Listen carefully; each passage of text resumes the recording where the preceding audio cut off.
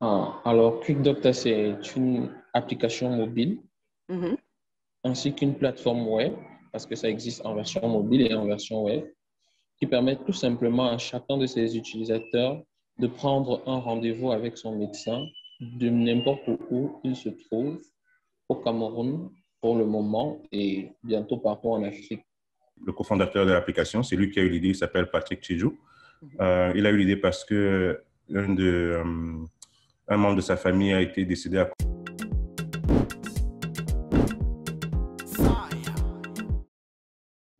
Bonjour à tous. Aujourd'hui, je vous fais une série de 3 vidéos sur l'application qui s'appelle QuickDoctor, qui est à découvrir. Elle a été fondée par 2 entrepreneurs camerounais et donc dans les 3 prochaines vidéos, en gros, on va apprendre à mieux connaître QuickDoctor et je vous conseille tous évidemment d'aller y faire un tour. Allez, sans plus tarder, on y va et puis surtout n'oubliez pas de vous abonner, de, comme on dit, liker, de partager, voilà, de tout ce qu'il faut pour qu'on puisse populariser cette application. À tout. Je ne suis pas le porteur du projet. Mhm, Le projet est de 2 Camerounais, dont l'un qui vit ici au Cameroun à Douala mhm. et l'autre qui vit aux États-Unis. OK, Moi, j'ai rejoint le projet en cours. Je suis Christian Gaël Azoranko, ingénieur informatique. Je suis OK, dans la ville de Yaoundé. OK. D'accord, Ici, je d'accord. manage surtout l'équipe marketing du projet. Mhm, Voilà. Donc, Patrick Tchedjou, un jeune Camerounais de Douala, a eu l'idée. Il en a parlé avec son collaborateur, qui lui aussi est un jeune Camerounais qui vit depuis une vingtaine d'années aux États-Unis, mhm, Christian Ricon. Et c'est mhm. comme ça qu'ensemble, ils se sont mis de commun accord pour essayer de réaliser cela. Donc, D'accord, voilà, en quelque sorte, la jeunesse du projet. d'accord. J'ai Et du coup, rejoint le projet quelques mois après son lancement. mhm. Oui, et Du coup, j'ai... juste, Oui, excuse-moi, allez-y. je te coupe, hein, Christian, mais quand tu dis ce Mhm. projet, est-ce que tu peux du coup présenter le projet de QuickDoctor pour notre audience en fait? Alors, QuickDoctor, c'est une application mobile Mhm, ainsi qu'une plateforme web, parce que ça existe en version mobile et en version web, qui permet tout simplement à chacun de ses utilisateurs de prendre un rendez-vous avec son médecin de n'importe où il se trouve, au Cameroun pour le moment et bientôt partout en Afrique. Alors, ça obéit à un processus simple. QuickDoctor propose des médecins au Cameroun à proximité mhm. avec les spécialités.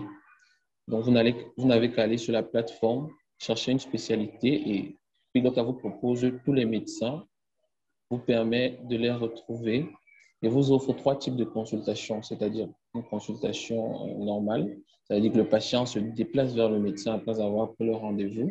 Mhm, Une consultation à domicile, ça veut dire que là, le médecin se déplace vers mhm. le patient, ou alors une consultation en ligne pour certaines pathologies qui ne nécessitent pas forcément la présence physique du médecin ou du patient. D'accord. Donc, Donc, du coup, c'est ça. admettons, j'ai un problème aux yeux, j'ai une conjonctivite, je ne suis pas tout à fait sûre de ce que c'est, et je veux je veux consulter un ophtalmologue. Donc, je peux aller sur la plateforme, je cherche ophtalmologue, et ensuite, j'aurai une liste, en gros, d'ophtalmologues qui sont soit à proximité, soit quelqu'un que je peux consulter en ligne, c'est ça? C'est exactement ça. En plus de ça, QuickDoctor permet de trouver toutes les pharmacies, celles qui sont ouvertes ou celles qui sont de garde. Ça vous empêche d'aller de pharmacie en pharmacie pour trouver un éventuel pont ou acheter des médicaments.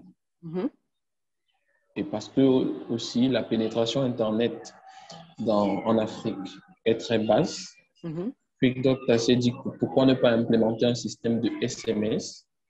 Juste mhm. avec un SMS, vous pouvez booker un médecin et avoir votre rendez-vous préalable. Oh, ok. Donc, ça marche aussi bien. Donc, du coup, j'ai mon téléphone. J'ai pas besoin forcément d'accéder à la plateforme web. Je peux faire ça à partir de SMS. Oui, à partir d'un SMS. Donc, un numéro sera disponible très prochainement pour Ok, ceux qui veulent utiliser cette fonctionnalité-là. Et ok. avec juste un SMS et des lignes de commande, vous pouvez suivre un canevas et retrouver facilement un médecin que vous pourrez être en contact.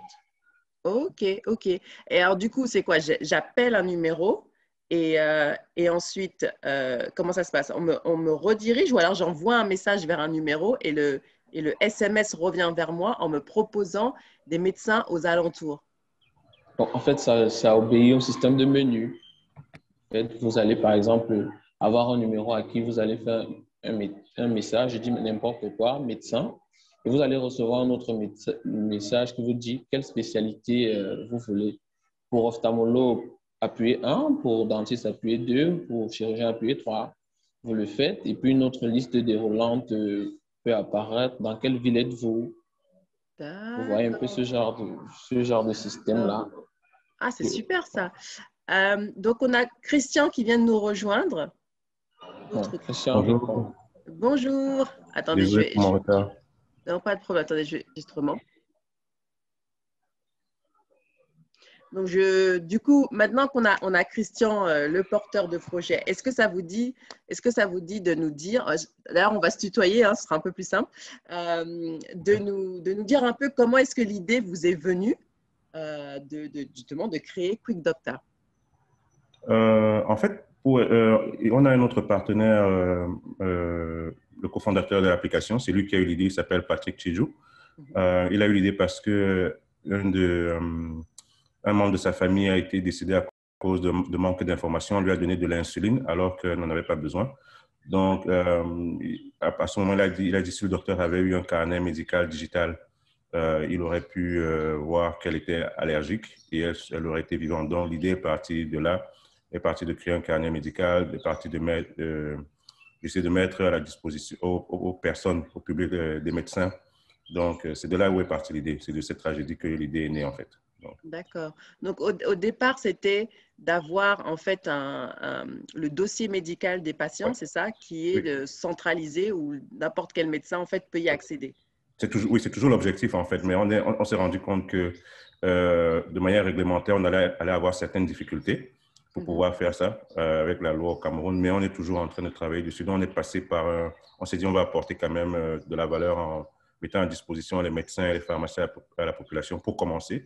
Mais on se Mhm. dirige petit à petit vers cet objectif-là. Donc, D'accord. ça Et arrive du très coup, bientôt. est-ce que vous pouvez nous dire un peu quel genre d'obstacles vous avez rencontré justement par rapport à la centralisation des dossiers médicaux? Oui, en Des fait, dossiers on est allé médicaux. voir. Pardon? Non, non, non, mais des dossiers médicaux. Médicaux, pardon. On peut le faire en anglais si vous voulez aussi. Mais bref, on est allé voir, bon, on va pas citer leur nom, on est allé voir quelques autorités pour leur présenter le projet. Mhm. Et on leur a présenté la vision sur le long terme. Ils nous ont dit, c'était des docteurs, ils nous ont dit, vous ne pouvez pas être un acteur qui centralise les données des patients. Par contre, ce qu'on vous suggère de faire, c'est de mettre dans votre système quelque chose qui nous permet de gérer les données nous-mêmes, c'est-à-dire nous, les docteurs, dedans, de manière individuelle, que ce ne soit pas centralisé. Donc, et qu'eux-mêmes, ils soient responsables de l'échange entre eux, en fait. Parce que l'avantage d'avoir les données centralisées, c'est que un patient peut décider à quel docteur à qui il veut partager ses données. Alors que quand c'est le docteur qui l'a, il faut que le docteur soit disponible, il faut que le docteur, la secrétaire ou le docteur lui-même fasse la transaction, ce qui fait que ça, comment dire, de notre opinion, ça limite un peu la mobilité du patient de docteur en docteur. Donc, c'était en Mhm. fait, donc c'était un peu ce qu'on a rencontré comme feedback. Mais on appliquera la loi, on s'appliquera à la loi du pays et puis on évoluera avec. Donc, Je pense que ça va venir petit à petit parce que ici, du coup, ici en Angleterre, en tant que médecin, donc justement, ce n'est pas centralisé à cause de tous les problèmes de privacy, exactement. voilà, de s'assurer que ça ne leak pas. Ouais. On ne sait où. Mais en tant que justement, en tant que médecin, où on aimerait parfois avoir accès à des informations de type allergie, Ouais. des choses comme ça, ou médicaments, ou les derniers médicaments, la liste des médicaments en fait du patient, c'est toujours une galère. Ouais. Et, et, et, et c'est un truc que j'ai du mal justement à comprendre en me disant, mais ce serait tellement plus simple si c'était centralisé. On gagnerait un temps fou aussi bien donc du coup pour les médecins que pour les Ouais. patients. Ouais. Et je pense que ça va venir, mais ça prend du temps. Donc du coup, c'est intéressant de voir aussi du côté de l'Afrique comment ça se passe. Mais c'est un vrai casse-tête. Donc je comprends l'idée derrière. Donc du coup, finalement, vous avez pivoté Et alors, comment est-ce que comment est-ce que les médecins, les dentistes et les pharmaciens ont accueilli l'idée? Je vais laisser Christian Gaël parler là-dessus parce qu'il il a été beaucoup sur le terrain et en contact avec les médecins. Donc, je vais lui laisser le soin de répondre. OK. Déjà, de prime abord, l'idée, elle a plu à tout le monde, mais c'est l'adhésion qui a été compliquée. Parce que beaucoup étaient un peu plus sceptiques de ce que ce genre de système n'est pas encore très implémenté en Afrique. Alors, ils n'étaient pas sûrs que ça allait marcher. Il a donc fallu gagner leur confiance et ça, on le doit grâce à l'efficacité des techniciens de l'application qui ont su, au fil du temps, produire une plateforme qui répond vraiment aux besoins et des médecins et des patients. Et nous continuons à entretenir ce climat de confiance avec les médecins parce que il suffit qu'il y ait un petit bug, il suffit qu'il y ait un retard dans l'exécution de certaines choses pour qu'ils commencent à devenir dubitatifs sur certains trucs. Donc, c'est un travail constant de mise en confiance pour les garder, non seulement les médecins, mais aussi les patients, les utilisateurs de la plateforme. D'accord.